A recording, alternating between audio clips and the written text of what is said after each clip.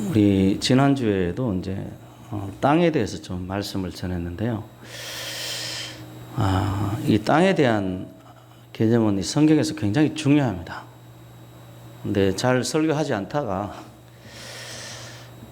요즘 하도 이제 시절이 핫수상하고 그래서 자꾸 머릿속에 땅에 대한 생각이 나더라고요.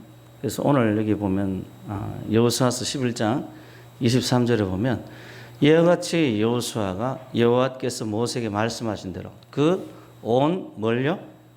땅을 점령해서 이스라엘 지파의 구분에 따라 이 땅을 기업으로 주어서 그 땅에 전쟁이 거쳤더라. 이렇게 나와요. 그 땅이란 말이 자주 나옵니다. 그리고 이제 창세기 1장에 보면 하나님이 태초에 천, 지, 땅이죠. 그 천은 원어에 보면 이제 샤마임 이렇게 나오고 이 땅은 하아레츠, 예레츠란다는데 이제 발음이 하아레츠 그 땅이라고 나와요. 그래서 이 처음 창세기 1장 1절부터 땅 이야기가 나옵니다. 그래서 이제 거기에 대해서 우리 지난주에 쭉 전했는데 조금 미진한 것 같아서 한 번 더 전하고자 합니다. 혹시 지난주에 제가 설교한 내용이 기억나는 천재들이 없으시죠? 그냥 들음으로 우리는 체화시키는 사람이에요. 기억으로 하는 사람이 아니고, 그죠? 믿음은 들으면서 한다고 뭘 들었는지 모르지만 우리 속에 믿음이 되길 바랍니다. 오늘도 좀 약간 이론적인 게 기석이 돼서 좀 지루할지도 모르겠어요. 미리 이렇게 이야기하면 안 되는데 미리 잘 준비는 하지 않길 바랍니다. 그래서 하여튼 이 성경 말씀 중에 우리가 세상 사람들이 이야기하는 도덕과 윤리 혹은 교훈에 관계된 말씀들은 우리가 직접적으로 영향을 받아요. 대표적인 게 이제 사랑하라는 그런 말이죠. 사랑하는 말을 들으면 이 사랑이란 말을 우리가 워낙 많이 들었기 때문에 그 말이 뭔지를 자기 나름대로 이해를 합니다. 뭐 기도하라 이런 말씀도 그래요. 우리 어머니는 제가 교회를 안 다닐 때, 우리 집이 교회를 안 다닐 때죠. 제가 중학교 1학년 입학하던 때 한겨울이었는데 어느 날 아침에 우리 어머니를 보니까 장독대에 그 찬물을 얹어놓고 이러고 계시더라고요. 이러고 계시더라고요. 그건 뭡니까? 기도죠. 기도입니다. 그래서 이제 교회 나와도 기도라고 이야기를 하면 사람들이 그런 식으로 좀 생각을 해요. 비는 것, 구하는 것, 간구하는 것 이런 식으로 생각합니다. 사랑에 대해서도 마찬가지예요. 사랑에 대해서도 자기가 알고 있던 사랑에 대해서 성경에서 이야기한다고 생각을 합니다. 그런데 사실은 그렇지 않죠. 그래서 실제로 이 사랑하라, 기도하라 이런 말에 대해서 성경의 의미 그대로 잘 이해하는 사람들은 많지 않습니다. 의외로 많지 않아요. 사랑하라라고 이야기할 때 어머니의 사랑이나 아니면 친구 간의 사랑. 지금 현재 연애하고 있는 사람은 무슨 사랑을 생각하는 거예요? 남녀 간의 어떤 사랑에 대해서 생각을 하는 거죠. 그런데 성경의 사랑과는 다릅니다. 여러분 달라요. 그래서 같은 말이지만 같은 용어를 사용하고 있지만 다릅니다. 달라요. 이를 바로잡으려면 성경의 용례들, 성경에서 나오는 사례들을 자세히 살펴보는 수밖에 없어요. 그런데 이렇게 좀 진지하게 살펴보는 사람도 많은 경우 이 사랑이란 단어가 들어간 교훈을 찾아봅니다. 그런데 우리가 살아가는 게 그렇게 간단한 게 아니잖아요. 살아가는 게 간단한 게 아니거든. 사랑이란 단어가 나오는 교훈 찾아본다고 사랑에 대해서 알 수 있는 게 아닙니다. 정확히 알려면 성경에서 이야기하는 사랑이란 단어에 대해서 정확히 알려면 이 성경 전체를 보는 수밖에 없어요. 사건들을 다 살펴봐야 되고요. 그리고 문학적으로 시적으로 이야기하는 용어까지 살펴봐야 되고 그리고 교훈의 말씀도 살펴봐야 되고 예수님의 말씀도 살펴봐야 되고 예수님이 하신 일도 살펴봐야 돼요. 그래야 이 사랑이란 단어에 대해서 이해를 할 수가 있습니다. 이해가 할 수 있어요. 좀 어렵죠. 어떻게 보면 좀 어려워요. 그래서 이런 과정들 고민 신앙생활 하면서 여러분 고민하셔야 됩니다. 교회 나와서 처음엔 좋았는데 가면 갈수록 머리가 복잡해진다. 그게 정상이에요? 왜 이렇게 싸해지는 느낌입니까? 그게 정상이라니까. 생각해 보세요. 우리가 세상 문화에 살다가 이 하나님 문화로 들어왔는데 여기 갈등이 없으면 그게 이상한 거 아닙니까? 그게 이상한 거예요. 여러분, 갈등이 있는 게 정상입니다. 여러분 마음속에 고민이 찾아오길 바랍니다. 내가 하나님 말씀대로 살아갈까? 아니면 그동안 살던 대로 살아갈까? 이런 데에 대한 고민이 있는 게 정상이에요. 고민이 있는 게 고민하십시오. 그래서 이런 과정들을 또 성경에는 또 다르게 표현하는데 묵상이라고 표현합니다. 오늘 묵상집 나왔으니까 한 권씩 다 사가시길 바랍니다. 우리 교회는 100원 더 싸게 팔아요. 얼마? 100원 더 싸게 팝니다. 그러니까 꼭 사가시길 바랍니다. 교회가 100원 지불하고 주는 거예요. 어쨌든 이런 묵상의 과정을 통해서 우리가 올바른 생각이 뭔가를 스스로 생각하고 스스로 깨닫게 되고 올바른 생각을 가지는 겁니다. 그리고 올바른 생각이 있을 때 올바른 선택이 나오고 결정이 나오고 올바른 행동이 나옵니다. 이런 과정에 대해서 성경은 언을 만들 때, 순언을 만들 때, 깨끗한 언을 만들 때 언에서 찌꺼기를 제거하는 것이라고 표현해요. 우리도 역시 마찬가지입니다. 세상에 물들어 있던 이 잘못된 생각을 하나씩 하나씩 떨쳐가는 과정이 뭐냐면 이런 고민의 과정이에요. 그것을 이런 의미에서 이 기독교인들은 굉장히 단순해지는 게 맞습니다. 그리고 순수해져 가는 게 맞아요. 이런 순수함은 순진한 거하고 다릅니다. 순진한 것은 뭘 의미합니까? 배우지 못한 어리석은 그런 개념들을 담고 있습니다. 아무것도 안 배웠기 때문에 어린아이들, 한 3살, 4살 아이들 아무것도 안 배웠기 때문에 순진하다고 이야기를 해요. 순수한 것은 좀 다릅니다. 많은 배운 것에서 찌꺼기를 제거해낸 그런 모든 것을 알면서도 깨끗한 것을 의미해요. 여러분들이 순수하시길 바랍니다. 그래서 이런 사려 깊은 사람들이 이 사회, 이 세상을 발전시켜 나가는 거예요. 오늘 본문에는 여호수아가 여호와께서 모세에게 말씀하신 대로라는 구절이 나오는데 짧은 구절을 제가 조금만 분석해 볼게요. 여호수아가 여호와께서 모세에게 말씀하신 대로 이 짧은 구절을 통해서 알 수 있는 게 뭐냐면 첫째, 여호수아가 이 가나안 정복 전쟁을 한 것은 하나님의 말씀에 대한 순종이었다는 거예요. 자기가 하고 싶은 게 아니라 자기가 이 전쟁을 벌이고 싶어서 벌인 게 아니라 하나님께서 여호수아에게 꿈과 비전을 주시고 계획을 주시고 명령하셔서 여기에 대해서 순종하는 거예요. 그 전쟁에서 승리는 순종의 결과예요. 여러분들의 인생에 승리가 있길 바랍니다. 그러나 참된 승리는 하나님 말씀에 대한 순종으로부터 찾아와요. 이 성경의 원리를 이 짧은 구절에서 볼 수 있습니다. 수년 동안 혹은 수십 년의 전쟁이 여호수아에게서 나온 생각이 아니었습니다. 그것은 하나님에게서 나와서 여호수아의 생각이 된 거예요. 우리도 이 성경 말씀이 하나님에게서 나와서 우리 생각이 되길 바랍니다. 그럴 때 하나님의 비전들이 우리를 통해서 실천이 되고 우리를 통해서 나가는 거예요. 그래서 그 땅이 이스라엘의 영원한 땅이 된 겁니다.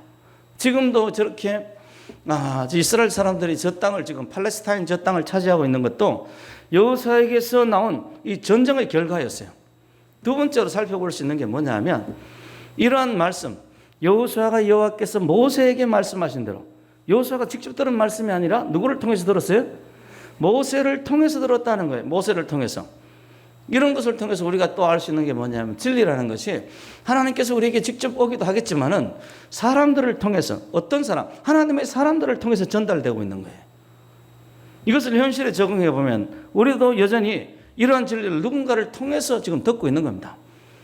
제가 지금 여기서 하나님 말씀을 전하고 있다면, 제가 하나님의 사람이라면 여러분들에게 전해지는 이 하나님의 말씀은 저를 통해서 전해지는 하나님의 말씀이에요.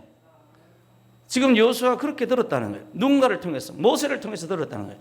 그 여호수아의 믿음의 근거, 이 전쟁을, 정말 전쟁이라는 이 참혹한 이 사건, 전쟁이라는 목숨을 건 이 사건, 이 사건에서 반드시 우리가 이 땅을 차지하리라, 이 믿음의 근거가 그가 겪었던 체험도 있겠지만은, 정말 이 광야에서 겪었던 수많은 체험도 있겠지만은 모세를 통해서 주어진 말씀이 그의 인생길을 결정한 겁니다.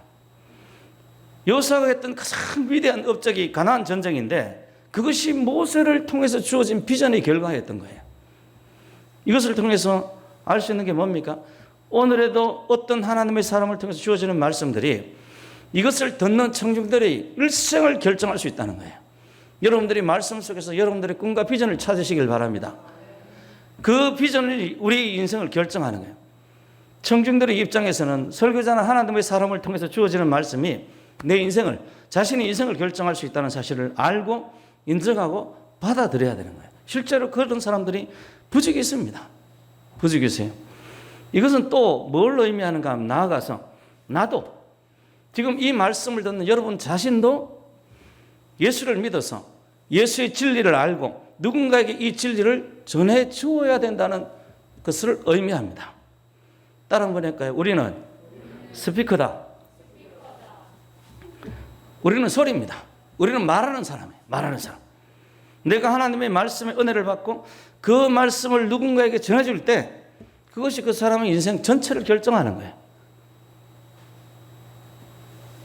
우리 선임들 중에서 예수를 믿은 사람들이 있는데 저도 총신대 2년 선배인가 3년 선배가 김성화라는 사람이 있어요. 그분이 유명한 선임입니다. 선임인데 신학교 들어가서 선임인데 신학을 하고 목사가 되었어요. 그런 분이 있는데 이명식이라는 분이 있어요. 이분도 14년 동안 절에서 법사로서 선임으로서 총무일도 보면, 총무라는 것은 핵심이죠. 총무일도 보면서 절에 오는 신자들에게 법사니까 교리를 가르치는 사람이에요. 선임도 여러 종류의 사람들이 있잖아요. 이명식이라는 사람이 가르치는 그런 선임이에요. 근데 어느 날 여대생 둘이가 절에 올라와서 법상 앞에서, 그러니까 이 탑이 있잖아요. 탑을 있는데 탑을 돌면서 둘이가 이야기를 하는 거예요. 우리 절에 가면 이성에 관심이 많아집니다. 뜬금없이 이상하죠? 제가 이 비구니들이 있는 절에서 한 2달 공부했잖아요. 근데 이 비구니들이 꼭 우리 하숙하는 남자들, 그 하숙생들 그 방 앞에서 이야기를 하더라고. 지금 생각해보니까 그 비구니들이 20대 중반이라 남자들한테 관심이 있었던 거 아닌가. 물론 제 생각입니다. 그분이 진짜 그랬다는 이야기가 아니고 제 생각이에요. 어쨌든 이 두 여대생이 절에 올라와가지고 이 탑돌이를 하는데 둘이가 서로 이야기를 하는 거예요. 이야기를 하는데 무슨 이야기를 하는가 하면 교회 다니는 친구 건조로 이 교회를 갔는데 자기가 이 탑돌이 하는 여자애가, 여대생이 어디 갔다고요? 교회 간 애가 또 어디 온 거예요? 절에도 온 거예요. 절에 와서 또 탑돌이 하는 거예요. 가끔 그런 사람들이 있어요. 신을 섬길 때는 기왕에 많은 신을 섬겨야 된다 해서 그런 사람들이 있어. 아마 이 여대생도 그랬던 것 같아. 이 탑돌을 하는데 교회 갔는데 설교하는 목사가 불교의 막 잘못된 점을 폭로하고 교리를 비판하고 불교는 뭐 고행 및 수양이 나고 도를 닦는 철학사상에 불과하다. 구원도 없고 내세도 없다. 막 이렇게 이야기를 하더라는 거예요. 종교도 아니다. 뭐 이렇게 이야기하더라는 거예요. 이야기를 서로 주고받은 거예요. 그런데 이 선임이, 이명식 선임이 이야기를 듣다 보니까 열받는 거죠. 나는 청춘을 바치고 내 생명을 바쳐서 청상천하의 가장 심오한 불교의 교리를 내가 가르치고 또 믿고 있는데 한 사람의 불자져서 도저히 이걸 듣고만 있을 수 없다 판단한 거예요. 그래서 내가 다른 사람을 가르치는 사람은 지적인 교만이 있습니다. 그래서 자기가 믿고 있는 게 최고라고 생각해요. 그래서 이 사람이 생각하기를 내가 기독교를 공격하고 반박하기 위해서 내가 이 기독교를 연구를 해야 되겠다. 기독교 연구를 하려면 반드시 뭘 봐야 돼요? 성경을 봐야 돼요. 그래서 주지 스님의 허락을 받아서 절에서 성경을 읽기 시작했습니다. 성경을 읽는데 막 수염도 안 깎고 세수하는 것도 잊고 그냥 밥 먹는 것도 아주 조금만 먹으면서 하루에 서너 시간 잠밖에 안 자고 계속 성경을 읽었어요. 자기 말로는 70번을 읽었답니다. 와, 대단하죠? 갑자기 회개하고 싶다는 생각이 들죠? 그죠? 스님도 70번 읽어요. 70번. 70번을 꼬박 읽고 나서 예수를 구주로 영접하고 절에서 내려와서 바로 신학교에 입학했다고 합니다. 할렐루야.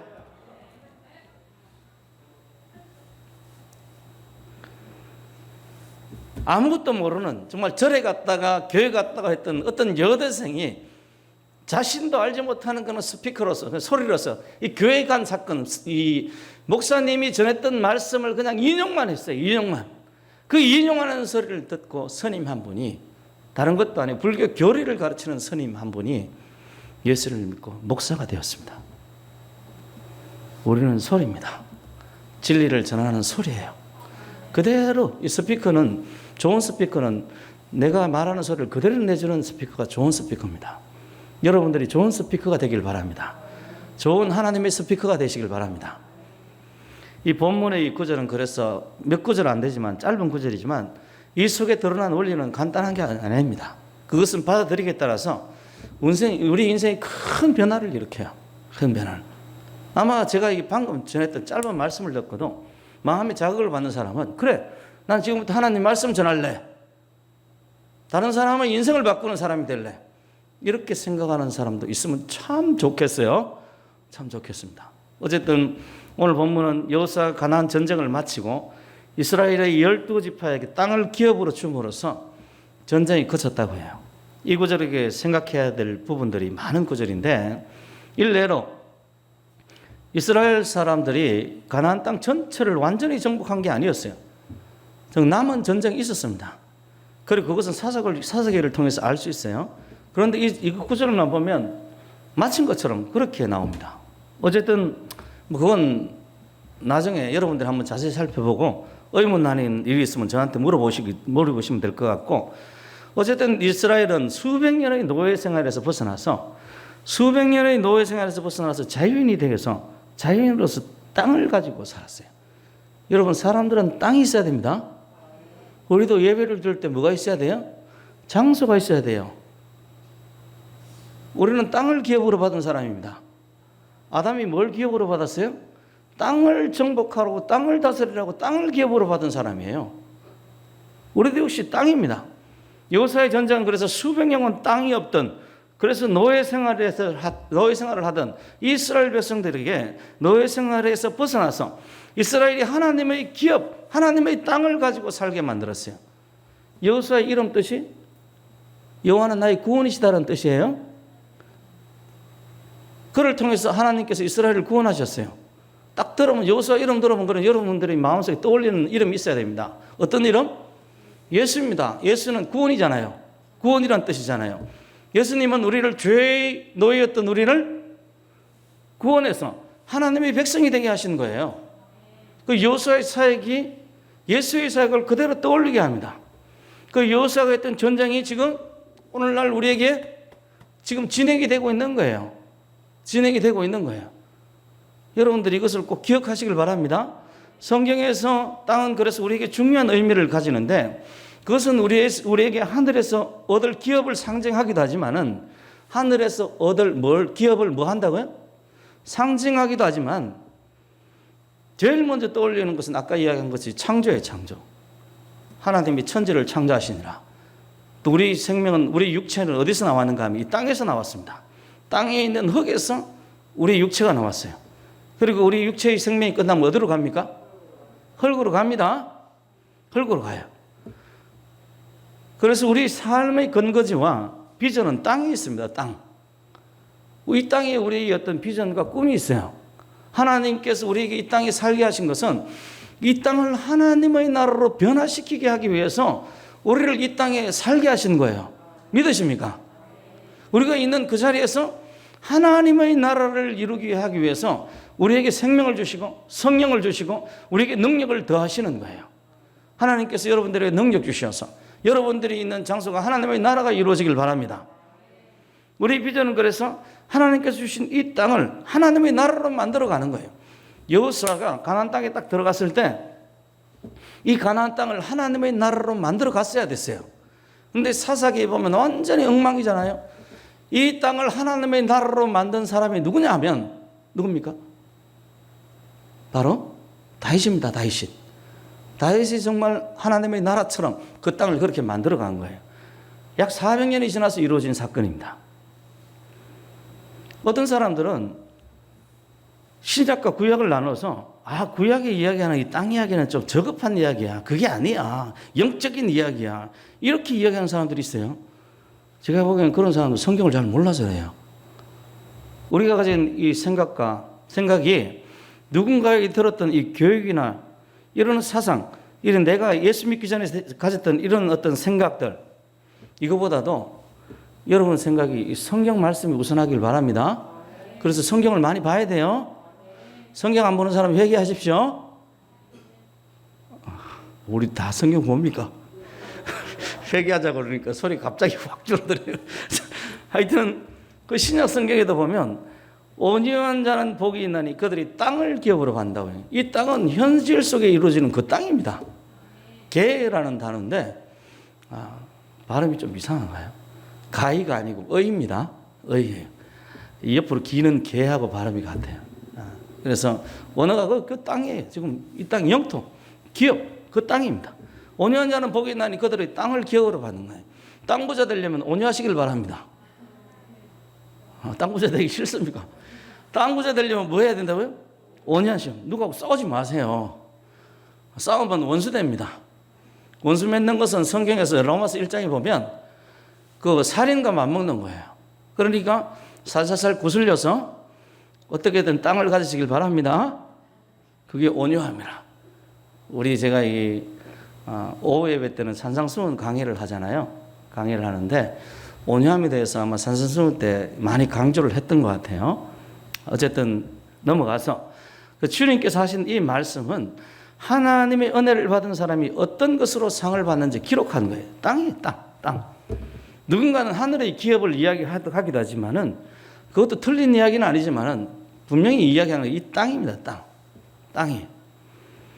지난주에 말씀을 전했던 주기도문 내용도 뭡니까? 주기도문 6장 10절, 마태복음 6장 10절에 나라가 임하시오며 뜻이 하늘에서 이룬 것 같이 어디서도 이루어지게? 땅에서도. 하늘에서는 벌써 하나님의 뜻이 이루어졌어요. 우리가 기도하는 내용은 뭡니까? 이 땅에서 하나님의 나라가, 하나님의 뜻이 이루어지게 해달라고. 이게 기도하는 내용, 주기도문. 우리 주님께서 가르치신 기도예요. 이 땅에서 모든 불의가 사라지고 모든 정오가 사라지고 하나님의 나라가 이루어지게 해달라는 기도의 내용이 주기도문 내용입니다. 땅에 땅. 마태복음 16장도 굉장히 중요한 본문이 있는데요. 그건 뭐냐면 베드로의 고백입니다. 주는 그리스도시요 살아계신 하나님의 아들입니다 라고 이야기를 하면 주님께서 이 고백 위에 하나님의 교회를 세우겠다고 이야기하는데 16장 19절에는 무슨 구절이 나온가 하면 내가 천국 열쇠를 내게 주리니 교회에게 천국 열쇠를 준다는 거예요. 내가 땅에서 매면 어디서 매면? 내가 일하는 장소가 어디예요? 땅이에요. 땅. 내가 이 땅에서 매면 하늘에서도 매일 것이요 내가 땅에서 무엇이든지 풀면 하늘에서도 풀리리라. 내가 이 땅에서 매고 땅에서 풀고 이런 거예요. 이게 부동산 소유하라는 이야기 아닙니다. 재산을 많이 소유하라는 이야기가 아니에요. 우리 소명이 이 땅에 있다는 거예요. 이 땅에서 하나님의 영역, 하나님의 나라가 이루어지게 해야 된다는 것을 의미합니다. 그것을 잘 보여주는 내용이 뭐냐면 여호수아의 가나안 정복 정적인 거예요. 한번 11장 23절 다시 한번 같이 읽습니다. 시작. 이와 같이 여호수아가 여호와께서 모세에게 말씀하신 대로 그 온 땅을 점령하여 이스라엘 지파의 구분에 따라 기업으로 주며 그 땅에 전쟁이 거쳤더라. 아멘. 그래서 전쟁이 거치는 우리 소명이 끝나는 날, 하나님께서 하나님의 만들어 가시는 그 소명이 마쳐지는 날 우리가 안식을 얻게 될 건데 여호수아가 주었던 이 안식은 진정한 안식이 아니라고 히브리서에 이야기하죠. 그리고 우리가 하나님께 받을 안식은 아마 세 가지 중에 한 가지일 거예요. 주님 다시 오시든지 아니면 모든 나라가 예수님을 믿고 순종하든지 마지막으로 우리 육신의 생명이 끝나든지 아마 마지막 것이 될 가능성이 높죠. 그죠? 우리가 안식을 찾을 날이. 그래서 죽기까지 충성하는 말이 나왔겠죠. 어쨌든 우리 소명이 우리가 사는 이 땅에 있는 거예요. 이 대한민국에 있는 겁니다. 이 대한민국에서 우리가 하나님의 나라를 만들어가는 게 우리 목표입니다.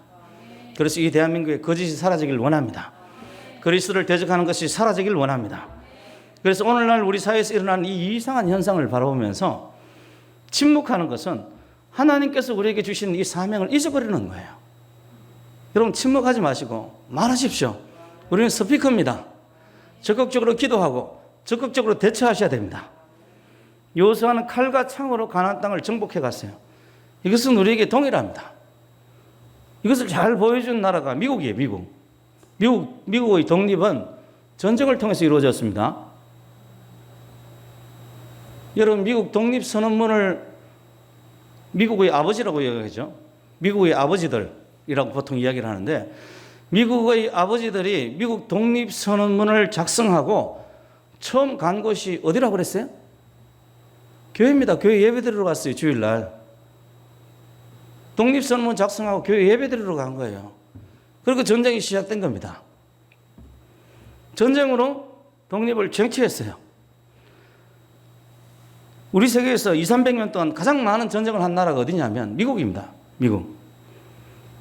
많은 나라들 가운데서 이루어지고 있는 폭력에서 미군들이 전쟁을 하기도 하고 또 주둔함으로써 전쟁을 억제하는 거예요.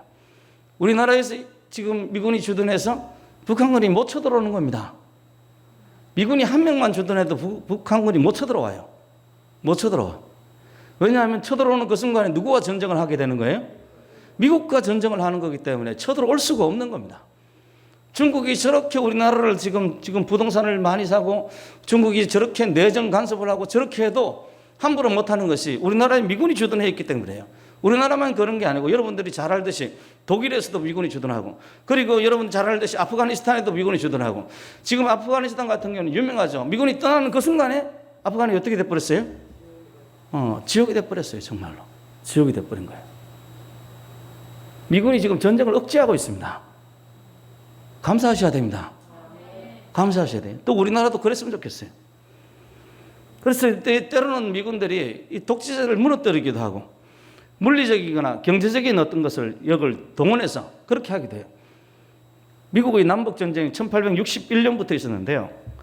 남북전쟁 1차 대전, 2차 대전을 거치는 동안 아주 미국이란 신생국가, 몇백 년밖에, 250년밖에 안 된 아주 신생국가가 온 세계에 지금 강력한 영향을 미치기 시작했어요. 많은 사람들이 미국이 처음부터 큰 나라라고 알고 있는데 미국은 처음에 조그만 나라였어요. 조금씩 영토를 넓혀가고 그리고 조금씩 영토를 사기도 하고 구입하기도 하고 그렇게 해서 지금의 미국이 된 거예요. 미국이라는 나라가 세계사에 강력한 영향을 미치기 시작하고 세계사에 새로운 질서를 가져왔습니다. 우리나라가 당군 이후로 제일 잘 살던 거 아시죠? 여러분은 조선시대 왕족보다 더 맛있는 것을 먹고 있습니다. 특히 조미료라는 기가 막힌, 그렇죠?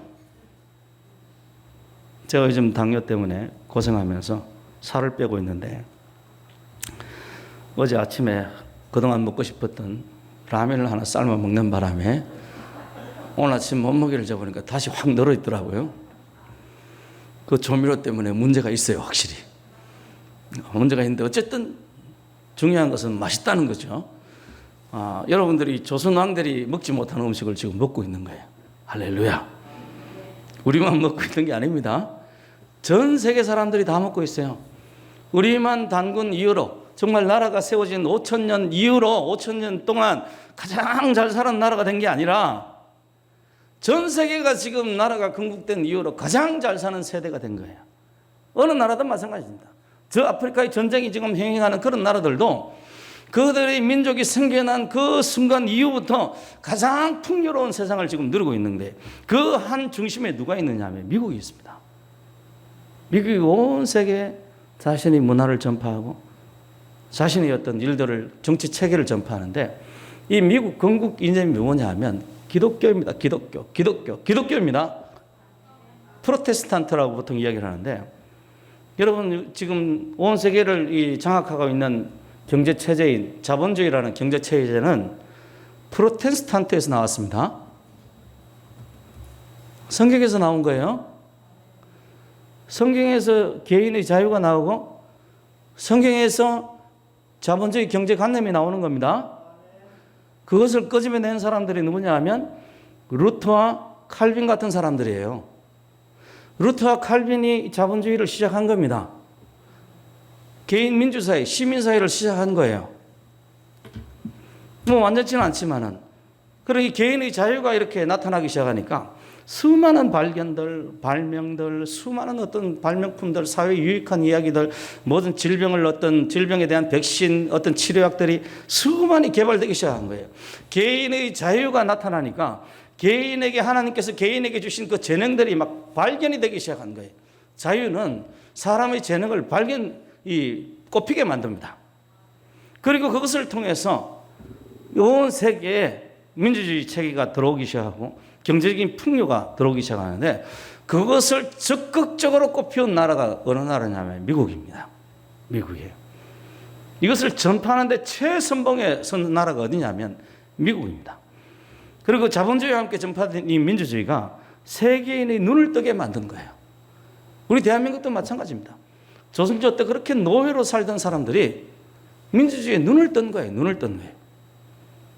그리고 우리가 경험한 어떤 역사적인 순간보다도 가장 풍요로운 사회를 누리고 있는 세대가 바로 2021년을 살아가는 이 온 지구상의 모든 민족입니다.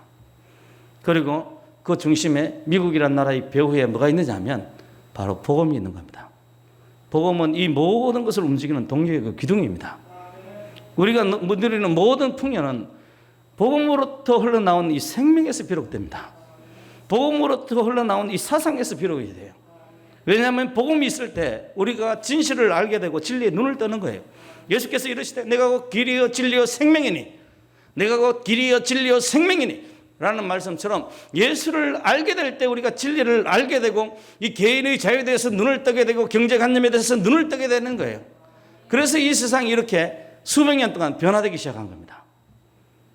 예수님을 통해서 우리가 하나님을 만나고 하나님의 자녀가 되고 진리에 눈을 뜨게 되어서 이것이 하나님의 나라가 시작되어서 억압이 있는 곳에 자유가 주어지기 시작한 거예요. 억압이 있는 곳에 그 억압받는 사람들이 자유를 갈망하게 된 겁니다. 우리 대한민국도 마찬가지예요. 3.15 부정선거가 있을 때 온 국민이 일어났던 것도 자유에 대한 공정에 대한 갈망이었던 겁니다. 그것이 이 기독교를 통해서 눈을 뜨니까 이 공의로움에 대해서 눈을 뜨니까 그렇게 일어나게 되는 거예요. 오늘날 이 대한민국도 일어서기를 원합니다.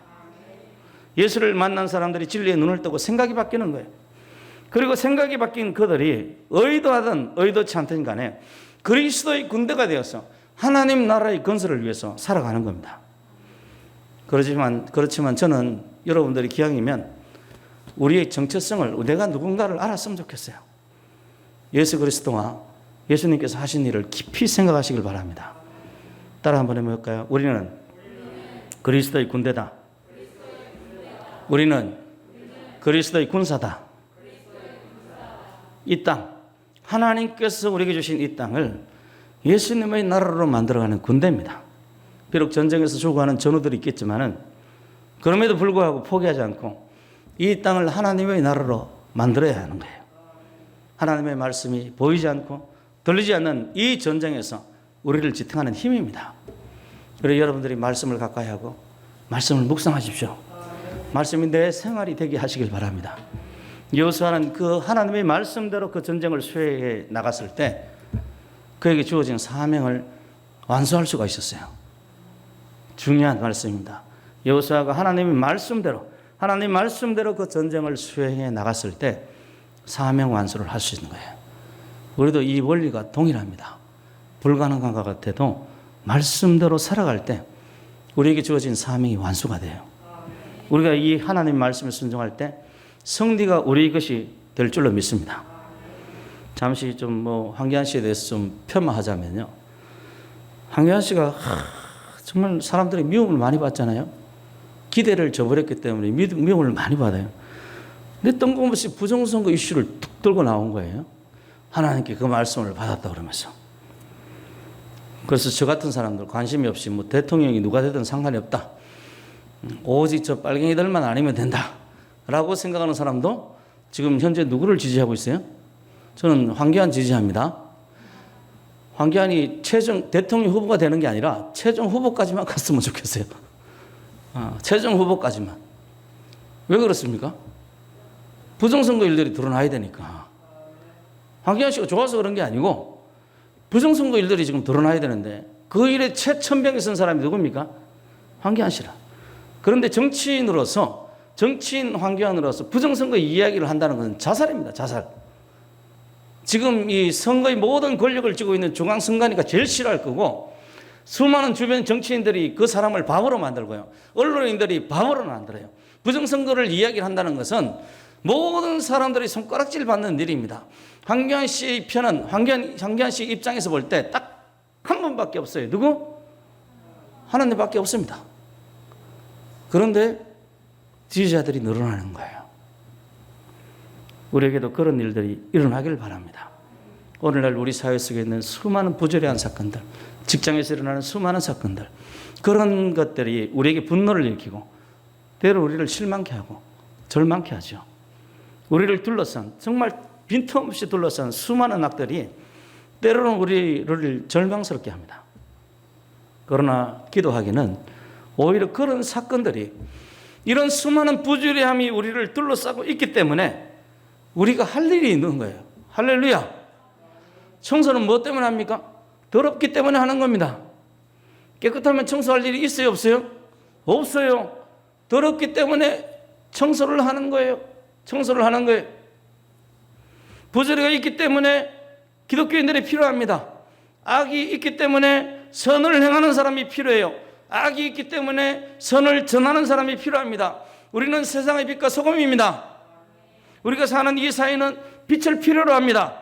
우리가 사는 이 사회는 소금을 필요로 해요. 이 사회는 우리가 필요합니다. 이 사회는 예수님을 믿는 사람, 예수님을 따르는 사람이 필요한 거예요. 어둡기 때문에 빛이 있어야 하는 겁니다. 그래서 내가 필요한 거예요. 따라 한번 해볼까요? 그래서 왜 안 따라합니까? 이거 따라하라니까. 이게 중요하다니까요. 그래서 내가 필요합니다. 이렇게 해야지. 다시 한번. 그래서 내가 필요한 거예요. 내가 필요한 거예요. 그래서 내가 필요한 거예요. 어둡기 때문에. 맛이 없기 때문에 소금이 필요한 거예요. 아니, 이 소금이 많아서 짜. 세상에 선을 행하는 사람이 다 가득 차 있어. 그러면 나는 있어도 되고 없어도 되는 사람이잖아요. 짠데 소금 넣으면 어떻게 됩니까? 더 짜죠. 당뇨가 심한 사람은 짠 거 먹지 말랍니다. 누가 얘라고 그러십니까? 어둡다고 불평하지 마시고, 맛이 없다고 불평하지 마시고, 그것 때문에 내가 가치를 가지고, 예수님이 있는 내가 빛이고 내가 소금임을 기억하고 예수님을 따르는 우리가 됩시다. 우리는 불의한 곳에 정의를 심는 사람입니다. 우리는 미움이 있는 곳에 사랑을 심는 사람이에요. 우리는 마귀가 들끓는 이 세상에서 하나님의 성령께서 일하시게 하는 사람입니다. 우상으로 더럽혀지고 죄악으로 더럽혀진 가나안 땅이 하나님의 군대 이스라엘 백성들을 통해서 들어가서 모든 우상이 썰어버려진 것처럼, 그래서 하나님의 나라를 건설하기 시작한 것처럼 이 자유 대한민국에, 이 어두운 자유 대한민국에 하나님의 정의와 하나님의 공의와 하나님의 사랑이 세워지기를 바랍니다. 우리가 이것을 위해서 부름을 받았어요. 우리 인생의 목적이 바로 이겁니다. 마치 여호사가 가나안 정복을 위해서 부름을 받은 것처럼 우리는 대한민국을 하나님의 나라를 만들기 위해서 부름을 받은 거예요. 그러니까 우리가 이 땅에서 하나님의 나라가 이루어지도록 기도하는 성도가 되시길 바랍니다. 악한 사상이 물러가고요. 제가 막 참 가슴이 아픈 것 중에 하나가 유치원생들한테 동성애를 가르친다는 거예요. 그것도 막 구체적으로 그림으로 이렇게 그려가지고 가르친다는, 가슴이 아파요. 그 악한 사상이 물러가길 원합니다. 정의와 공의가 행해지는 나라가 되기를 위해서 기도하시길 바랍니다. 정의와 미움이 사라지도록 여러분 사랑을 행하는 사람이 되십시오. 내가 사랑을 행할 때 정의와 미움이 사라집니다. 사람들이 하나님 나라의 백성이 되도록 복음을 전파하는 사람이 되십시오. 복음은 핵심 중에 핵심입니다. 그 핵심을 전가할 때 악한 사상이 무너져 가는 거예요. 그러니까 우리가 복음을 전파하는 사람이 되어야 합니다. 예수가 답입니다. 오직 예수님만이 이 나라 이 민족을 구원하실 수 있습니다. 우리가 예수님을 따르는 길만이 이 대한민국을 하나님의 나라가 되게 할 수 있는 거예요. 우리가 이것을 위해서 부름을 받고 예수를 믿게 된 사람이에요. 하나님께서 나를 예수 믿게 한 것은 이 땅에 하나님의 나라가 되게 하려고 예수를 믿게 한 거예요. 그러니까 우리가 이 예수를 전해서 또 다른 사람이 예수를 믿어 이 땅이 하나님의 나라가 되는, 정말 이 땅이 하나님의 능력에 의해서 정복되는 역사가 있기를 바랍니다.